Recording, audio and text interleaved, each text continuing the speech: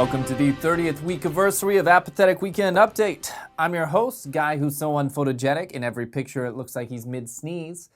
Our top story tonight, Super Bowl 50, and how I filmed this episode before it aired. To be honest, I'm not even sure who played.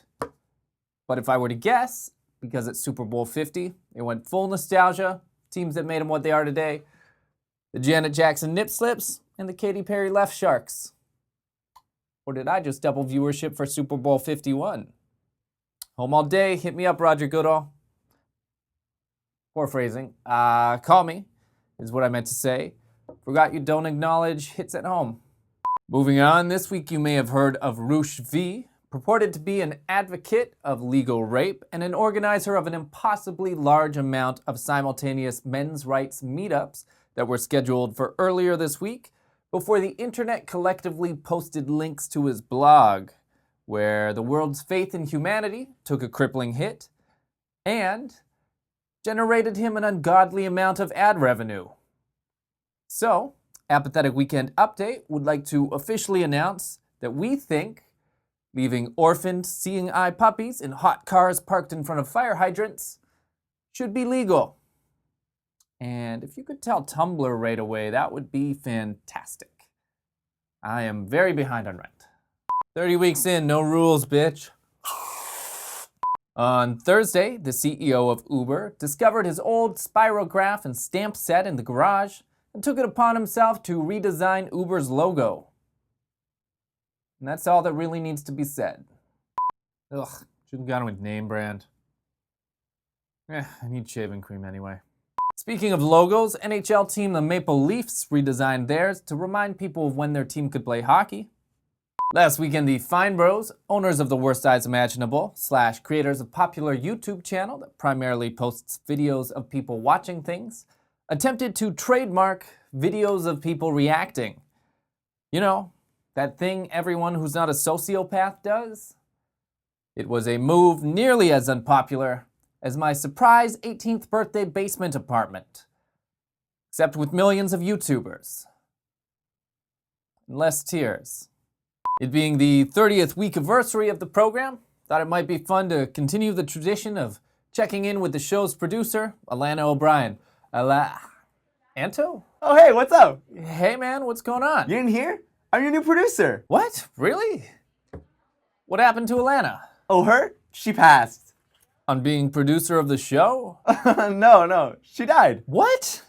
So what's up with all these lights and buttons up in here, am I right? Is Daft Punk performing? Whoa. Is that the reason I haven't heard from her in 10 weeks? No, she died this morning. She just didn't like you. So, hey, a lot of these buttons don't have any labels. You think they're like mystery buttons? Okay, wait, how the f*** did she die? Car accident. Holy shit. Did anyone else die? No, it was just a fender bender. I don't how did that kill her? She got out to fight the people she was tailgating and had a heart attack. Apparently, she had a heart condition from all the yelling and Red Bulls. So you think now that I'm producer, they'll give me a key to the vending machine? I have not had Frito hoops since skinny jeans were unpopular. Sorry, this is all just a little much to take in right now.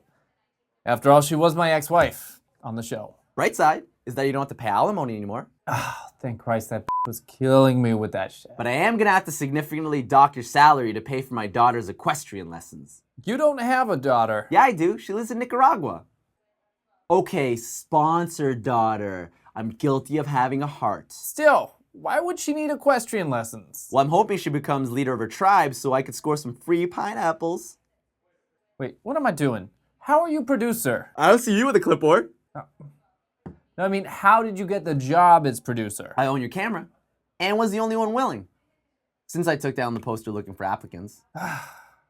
Okay, so how's the show doing? Still haven't seen any episodes. To be honest, I was pretty sure an Apathetic Weekend Update was my Adobe Reader finally giving up. So... You know what? I'll watch it right now. Right now? Yeah. Where's the microwave in here? Okay. Just, go ahead with your next bit.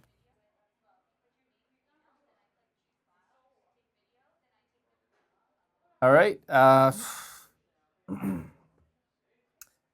In incredibly depressing news, the Zika virus... Hey, gonna stop you there. Can I get a little more smile? Smile? Yes, smile.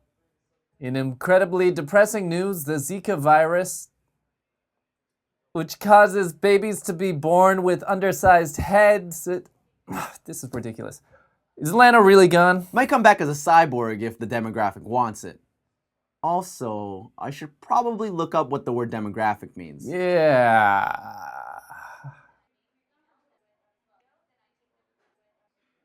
My new producer, Anto Chan, everyone. In squirmier news, this week it was announced the world is about to eradicate a horrible disease that once plagued millions, the guinea worm. Now that's Roosh V again. That's the fine bros. There we go. On second glance, that's Martin Shkreli, CEO of Turing Pharmaceutical. Roger Goodall again. Getting under people's skin and leaving a wake of devastated families is kind of his thing too. Let's run with it. This week, it was announced the world is about to eradicate the guinea worm, presumably the same way kindergarten classrooms eradicate their guinea pigs, by letting Kyle, the untreated ADHD kid, take it home for the weekend. This just in, the person who stopped texting you as soon as you asked them to hang out just posted an Instagram. Quick life hack. Social life just a bit too full and happening? Start a fake news show, and in no time you'll be like, what weekends?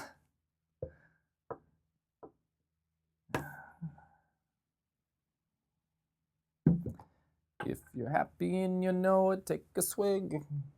On Monday, due to archaic tiebreaker rules for state primaries, presidential candidate / person who learned to smile from a textbook, Hillary Clinton, won Iowa by a literal coin toss, meaning not only are people bribing her with money to support their interests, but money has started bribing her with people too.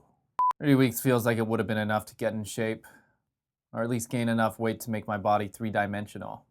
A study released earlier this week claimed that positive fantasies about future were linked to depression, as well as people that had listened to his mixtape Purple Rain. Sorry, what's that? Oh, the actual future. Gotcha. So then just people that had listened to his album Evil then. I'm kidding, it's fire. Moving on, this week Google said it would be going to war against fake download and play buttons. Okay, very funny Google, but I actually need those.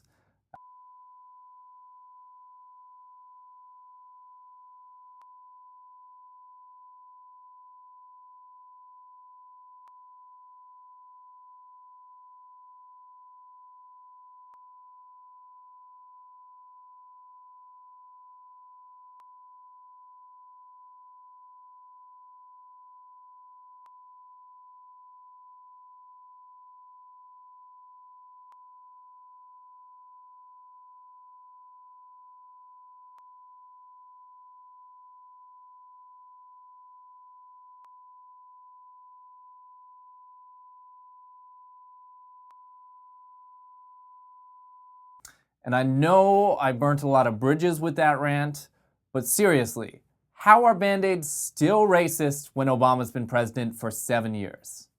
And that's it for the 30th Weekaversary of Apathetic Weekend Update. If you are genuinely impressed, there are 29 increasingly less topical, lower quality episodes that came before this. Please like, comment below, share with your friends, possibly subscribe. For the love of God, subscribe. And yeah.